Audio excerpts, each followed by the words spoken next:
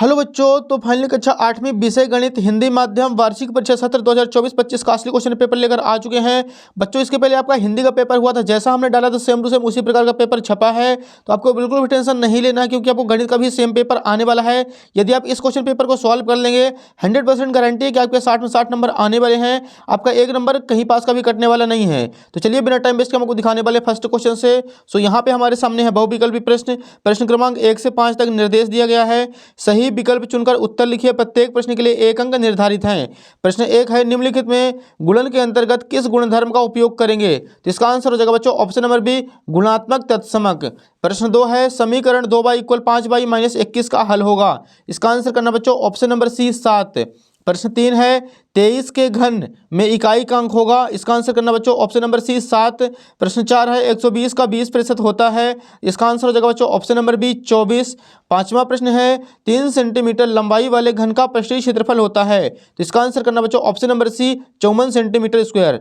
तो यहाँ पे बच्चों अपना पहला क्वेश्चन कंप्लीट हो चुका है 1 से लेकर 5 तक। आप फटाफट इसका स्क्रीनशॉट ले लीजिए, आपको अच्छी तरीके से तैयार कर लेना है। नेक्स्ट देखिए, यहाँ पे रिक्त स्थान की पूर्ति कीजिए। प्रश्न क्रमांक 6 से 10 तक दिए गए हैं। निर्देश दिया गया है, सबसे पहले नीचे दिए गए रिक्त स्थान की पूर्ति कीजिए। प्रत्येक प्रश्न के लिए 1 अंक निर्धारित है। प्रश्न 6वां है, परिमेय संख्याओं के गुणनफल के लिए 0 एक तत्समक है। तो 6वें का आंसर हो जाएगा गुणनफल। प्रश्न 7 है, एक समचतुर्भुज के विकर्ण परस्पर लंबवत होते हैं। तो 7वें का आंसर हो जाएगा लंबवत। प्रश्न 8 है, किसी निश्चित घटना की प्रायिकता 1 होती है। तो 8वें का आंसर हो जाएगा 1। प्रश्न 9 है, जीएसटी यह कर माल की आपूर्ति या सेवा या बिक्री पर लगाया जाता है। तो 9वें का आंसर हो जाएगा बिक्री।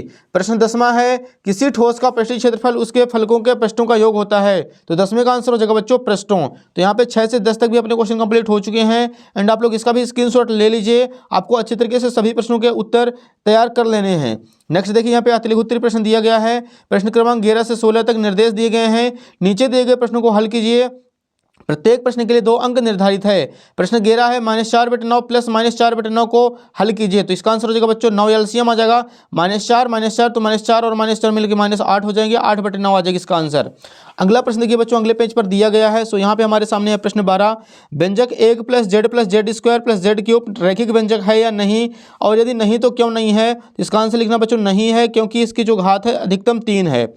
प्रश्न 13 है, 625 का वर्गमूल ज्ञात कीजिए। तो इसका आंसर हो जाएगा बच्चों √625 एंड 625 जो है 25 का वर्ग है। अगला प्रश्न देखिए 14 है, 64 का घनमूल ज्ञात कीजिए। तो इसका आंसर हो जाएगा बच्चों √ के अंदर करेंगे 64 और इसका आंसर जो है वो 8 आ जाएगा। प्रश्न 15 है, 3:4 को प्रतिशत में बदलिए। तो यहाँ पे सबसे पहले करना हमें 3/4 × 100, 100 300/4, 300 को 4 से भाग करेंगे 75% आ जाएगा राइट आंसर। प्रश्न 16 है, 3 पदों वाले व्यंजक को कहते हैं। तो इसका आंसर हो जाएगा बच्चों द्वितीय व्यंजक। अगला प्रश्न देखिए बच्चों, लघु उत्तरीय प्रश्न क्रमांक 17 से 22 तक दिए गए हैं। सो यहाँ पे सबसे पहले निर्देश दिया गया है, नीचे दिए गए प्रश्नों को हल कीजिए। प्रत्येक प्रश्न के लिए 3 अंक निर्धारित हैं। प्रश्न 17 है, -3/4 × -4/15 × 4 × 0/7 का मान ज्ञात कीजिए। तो बच्चों आप लोग इसका आंसर यहाँ पे देख सकते हैं, किसी भी संख्या का 0 में गुणा कराएंगे वैसे पूरी की पूरी संख्या 0 हो जाएगी। तो इसका आंसर आ जाएगा 0। अगला प्रश्न देखिए 18 है, समीकरण को सरल रूप में बदलते हुए हल कीजिए। 0.25 × 4f - 3 = 0.05 × 10f - 9। बच्चों इसको सॉल्व करेंगे 18 नंबर को, आप लोग यहाँ पे देख सकते हैं 0.25 का गुणा 4 से कराएंगे तो 1.0f आ जाएगा।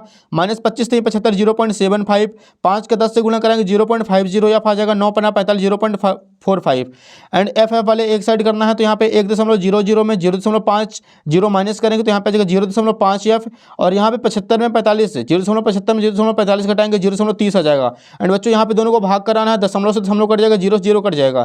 3 में 5 का भाग करेंगे 0.6 आ जाएगा इसका परफेक्ट आंसर। तो आप लोग इसका स्क्रीनशॉट ले लीजिए 18 नंबर का, या इसका परफेक्ट आंसर 0.6 आ जाएगा। अगला प्रश्न देखिए बच्चों, प्रश्न 18 हो चुका है। 19 नंबर है, जब एक पासे को फेंका जाता है तो 4 से बड़ी संख्या प्राप्त करने की प्रायिकता ज्ञात कीजिए। तो इसका आंसर हो जाएगा बच्चों सबसे पहले लिखना अनुकूल परिणाम 2 हो जाएंगे, कुल परिणाम 6 हो जाएंगे। प्रायिकता का सूत्र होता है अनुकूल परिणाम बटे कुल परिणाम।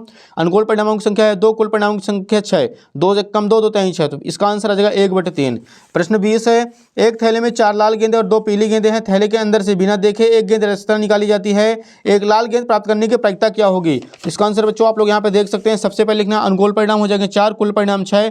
प्रायिकता बराबर सूत्र होता है अनुकूल परिणाम बटे कुल परिणाम। यहाँ पे आ जाएगा 4/6, 2 से काटेंगे 2 2 × 4 2 3 6। सो बच्चों इसका परफेक्ट आंसर हो जाएगा 2/3। अगला प्रश्न देखिए बच्चों, प्रश्न 21 है, वह सबसे छोटी संख्या ज्ञात कीजिए जिससे 704 को भाग देने पर भागफल एक पूर्ण घन बन जाए। तो बच्चों इसका आप लोग स्क्रीनशॉट ले सकते हैं, यहाँ पे हमारे सामने है। वह सबसे छोटी संख्या 11 है जिससे 704 को भाग देने पर भागफल एक पूर्ण संख्या बन जाती है। सबसे पहले इसका एलसीएम करा देना एंड इसके पेयर निकाल लेना है।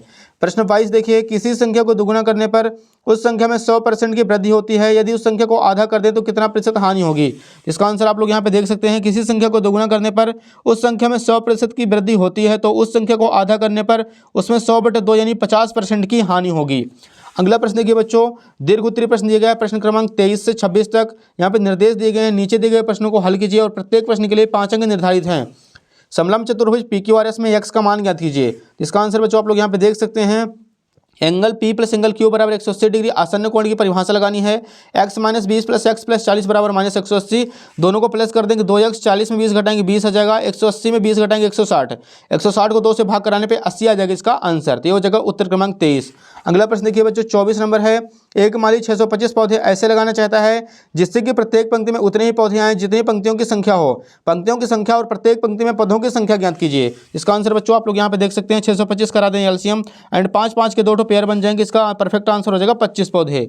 अगला प्रश्न देखिए बच्चों, 25 नंबर है, 2a² + 3b का होल स्क्वायर को सरल कीजिए। तो यहाँ पे सबसे पहले इसको सॉल्व करेंगे, इसको 2 बार हमें लिख लेना है, इसका गुणा कराना, 2 दूनी 4 a की पावर 4 + 3 दूनी 6a² + 3 दूनी 6a² + 3 त्रिका 9b²। इन दोनों को प्लस कर देंगे तो 6 6 12 a² + 9b² आंसर आ जाएगा।